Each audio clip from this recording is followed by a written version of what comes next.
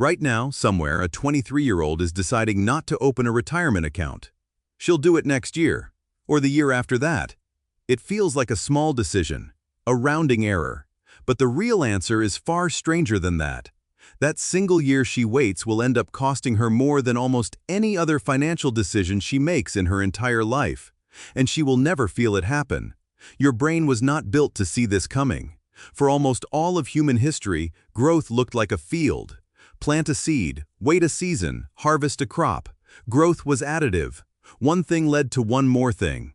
If a herd of 10 goats grew by 2 goats a year, you could picture it. You could count it on your fingers. But money doesn't grow the way a herd grows. Money grows the way a rumor spreads. And your brain has never learned how to picture that. Think about a pond with a single lily pad floating on it. The lily pads double every single day. Not add one, double.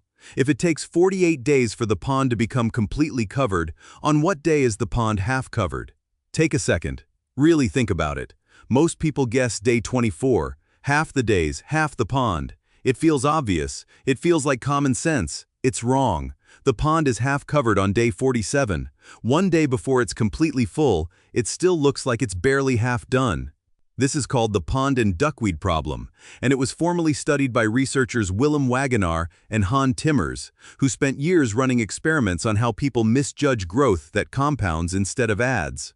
Across nearly every version of the test, people badly underestimated how fast the pond would fill, not because they were bad at math, because their intuition for growth is linear.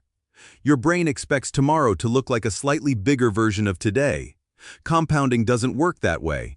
It hides almost all of its power in the very last stretch, right when it feels like nothing dramatic is happening yet. Now put a bank account where that pond used to be. Economists Craig McKenzie and Michael Learsh ran a study on this exact blind spot, but with real savings numbers instead of lily pads. They asked people to estimate how much money would build up in an account over time with compound interest. People consistently underestimated the final number, sometimes by a lot. And the mistake didn't come from laziness. Even when researchers gave people every input they needed, the same underestimation showed up again and again. Your brain doesn't refuse to calculate compounding. It calculates the wrong thing entirely. It reaches for the shape it already knows, a straight line, and quietly swaps that in for the curve that's actually there. There's a name for this specific glitch. Economists call it exponential growth bias. Victor Stango and Jonathan Zinman studied it at a national scale and found something that should stop you for a second. This isn't a fringe error made by a careless few. It shows up across huge representative samples of the population. Roughly a third of people, when tested, treat compound interest as if it were simple interest. Not approximately, structurally. Their mental model of growth is the wrong model, and it's the wrong model in the same direction almost every single time. Why would evolution leave a blind spot this specific, this consistent, this expensive? Because for the vast majority of human history, none of this ever mattered. Your ancestors didn't need to project compounding growth over decades. They needed to track a herd size, a harvest, a season. Threats and rewards showed up close to the present, and they scaled close to the present too. A wolf that got a little closer each day was dangerous in a way you could feel and respond to immediately. A threat that stayed invisible for 47 days and then swallowed everything on day 48 simply didn't exist in the ancestral environment. Nothing in nature trained your brain to fear a threat that looks like nothing right up until it's everything. That's the twist. This isn't a flaw in you personally. It's a mismatch between an ancient brain and a modern financial system. Compound interest is one of the only forces in ordinary life that behaves like the duckweed pond. And it's exactly the one your intuition is worst equipped to handle. Here's where it gets personal. That underestimation doesn't just live in a lab experiment. It changes real behavior. When McKenzie and Lear showed people a simple visual of how their savings would actually compound over time, motivation to save went up immediately. Not because anyone learned new math, because seeing the real curve, instead of the flattened linear version their brain had quietly substituted, made the future feel real for the first time. The problem was never effort, it was visibility. And the cost of that invisibility compounds too, which is almost cruel when you think about it.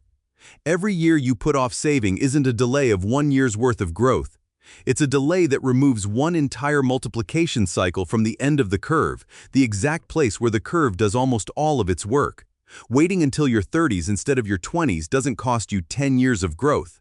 In practice, it can cost you close to half of your final total, because you're not losing years off the beginning of the curve, you're losing years off the top, where the curve is steepest. This is why the advice to start early sounds like a cliché, repeated so often it stops registering, but the advice isn't a moral lesson about discipline, it's a mathematical fact about where the growth is hiding. Nobody tells a farmer that planting a seed early matters because of willpower. They tell him it matters because of when the growing season falls. Compound interest has its own growing season, and almost all of it happens right at the very end, in the stretch your brain is least equipped to imagine. Consider debt for a moment, because the same blind spot cuts the other way. A credit card balance that compounds monthly doesn't grow the way your intuition expects either. It grows the way the pond fills, slowly, quietly, for a long stretch that feels manageable. And then, all at once, it doesn't. The same mental shortcut that makes people underestimate their future savings makes people underestimate their future debt. It's the same curve. It just points in the direction that hurts instead of helps. So what do you actually do with a brain that can't see this curve on its own? You don't try to force your intuition to change. Researchers have already shown that intuition rarely improves just from being told the truth. What works is translation, turning the invisible curve into something visible. A graph instead of a guess, a calculator instead of a gut feeling. When Mackenzie and Learsh's participants were simply shown the actual shape of their own compounding savings, their behavior shifted without a single lecture about discipline. They weren't persuaded, they were shown. That's really what this comes down to. You are not bad at math, you are not lazy, and you are not undisciplined.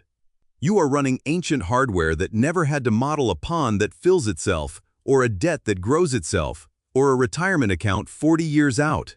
Your ancestors solved for herds and harvests and seasons that repeated in patterns you could feel. Nobody needed to picture day 47 of anything, but you do now. So the next time a decision about money feels small, a slightly higher savings rate, a slightly earlier start, a slightly smaller balance carried on a card, don't ask how it feels today. Feelings are calibrated for straight lines. Ask instead what day 47 looks like, because somewhere out past the point where everything still looks ordinary, the curve you can't quite picture is already deciding your future for you.